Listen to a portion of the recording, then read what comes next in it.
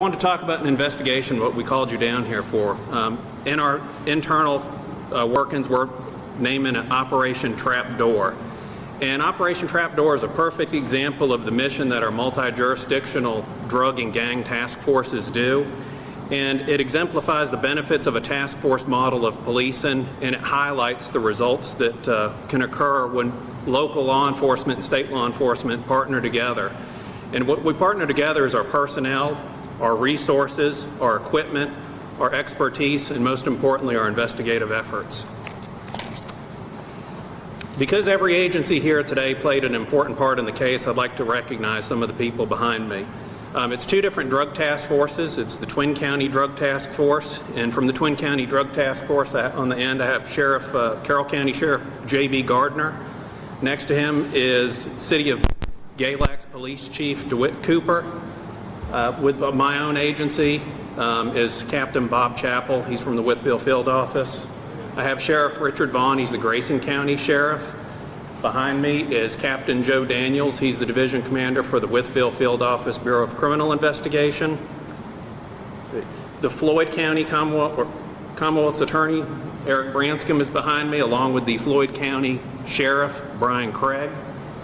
Just to his right is the Wythe County Commonwealth Attorney Mike Jones, Wythe County Sheriff Keith Dunnigan. I have the Town of Pulaski Police Chief Gary Roach, Skip Fleener with the Pulaski County Commonwealth Attorney's Office, and the Pulaski Commonwealth Attorney himself, Mike Fleener, Pulaski County Sheriff Mike Worrell. There's too many Mikes. I'm sorry. And then on the end, First Sergeant from our Pulaski office. Also playing important roles that aren't represented up here was Appalachian HIDTA. It's HIDTA, and it stands for the High Intensity Drug Trafficking Area. It's an organization that assisted us in this investigation.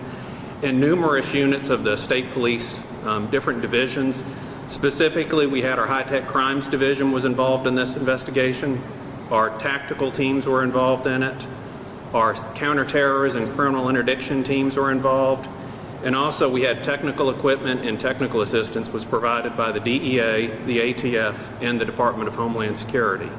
So obviously that's a long list of folks and programs to recognize, but it speaks to how expansive this investigation was into a criminal drug network that was distributing meth throughout Southwest Virginia. And please understand that when I say we, I'm not just talking about the state police, but I'm talking about all of the agencies that are represented here behind me.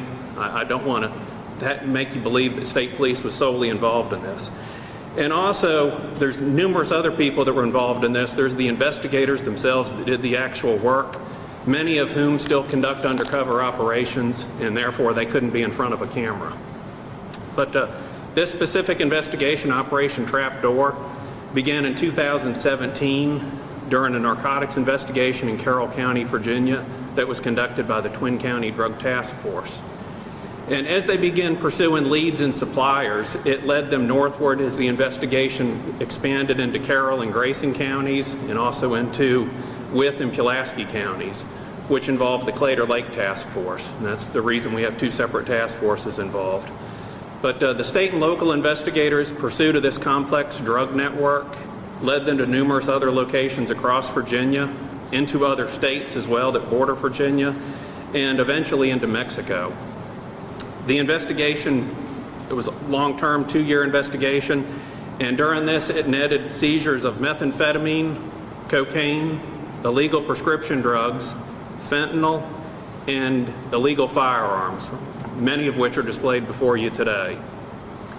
And throughout the course of this investigation, the two task forces employed a variety of investigative techniques to include surveillance operations, undercover drug purchases, and search warrants. And during this time, they seized over 7 pounds of methamphetamine with a street value of over $315,000.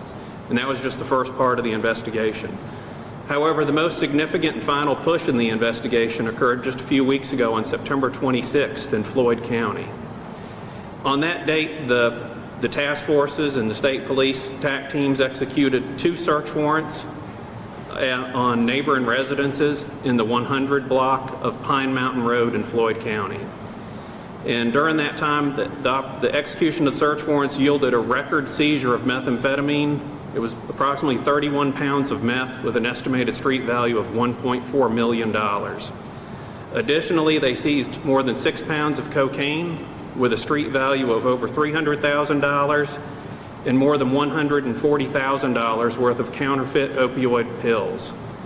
The pills are suspected to contain fentanyl. However, they have not been analyzed by the Department of Forensic Science yet.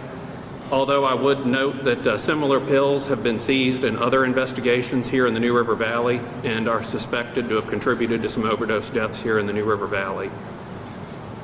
But also during the investigation, the task force has seized 21 firearms, to include several AK or AR style rifles. As a result of the search warrants, 2 Floyd County residences were arrested as a result, and it was 31-year-old Jorge Humberto Martinez Estrada and 47-year-old Alvaro Tejada Galvin.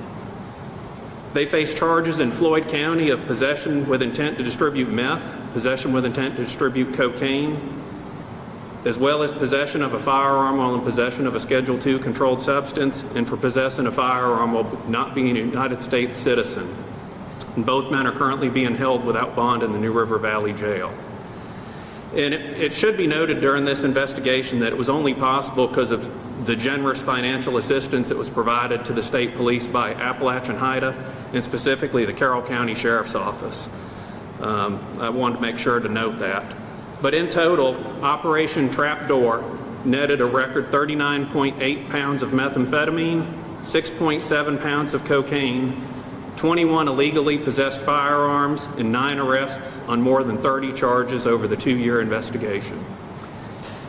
The total approximate street value is about $2.1 million, and those drugs were kept from reaching the streets here in the local community in the counties of Carroll, Floyd, Grayson, Pulaski, Wythe, as well as neighboring jurisdictions. And this doesn't account for the historical weight of drugs that were distributed, which is in the several hundreds of pounds of meth that were distributed.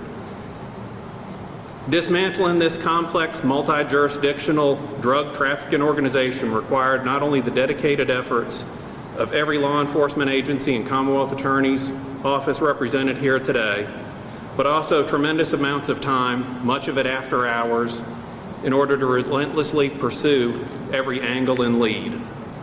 And for that, we're greatly appreciative of our public safety and criminal justice partners. So for that, I say thank you for all of you for assisting us in this investigation. And at this point, we do have time for some questions, and not only to myself, but anybody else up here that I may defer to answer specific questions. How did everything get started? What was the initial clue to start Operation Trapdoor? This was, as I noted before, it was a case in Carroll County. It was just a routine drug purchase. And from that, during debriefs with people, interviews, evidence that was collected at the scene, they were able to identify a supplier. And then as more cases were generated over the next few years, it was noted that the same supplier was supplying multiple individuals, and then targets were identified, and that's what the task force began to focus on.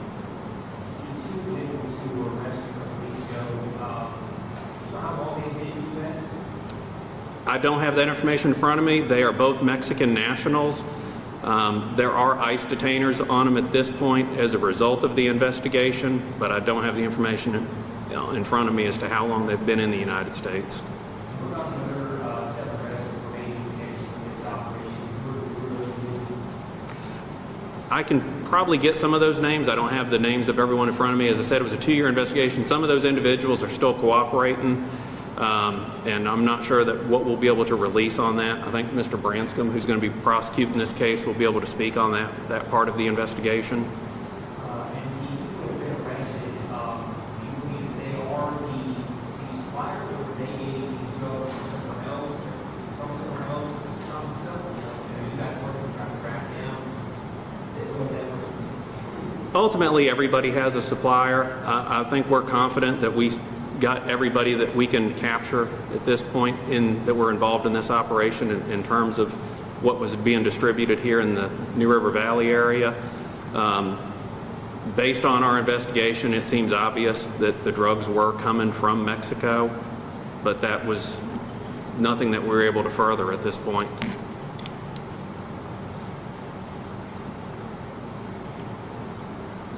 Sort of a different question, I guess. How much of an impact does this have on the drug operation here? The Mexico probably is one operation, or the others are still operating. But how big an impact does this have? I can only speak on in terms of what my experience would be. Unfortunately, based on the meth problem that's prevalent throughout all of Southwest Virginia and probably through the whole country, this will have a short-term impact. Ultimately, another supplier will probably take the place of these two individuals and continue to distribute the drugs in this area. We're hopeful, like I say, we have an impact, especially with the fentanyl pills and the weapons that were seized, that we saved somebody's life or we saved somebody from addiction. But the Commonwealth attorneys would probably be better able to speak on that in terms of the caseload that they see and the volume of cases that are meth related. But I know it's a huge problem, and I think everybody up here would agree meth's probably the number one, problem that's facing law enforcement in terms of investigative side.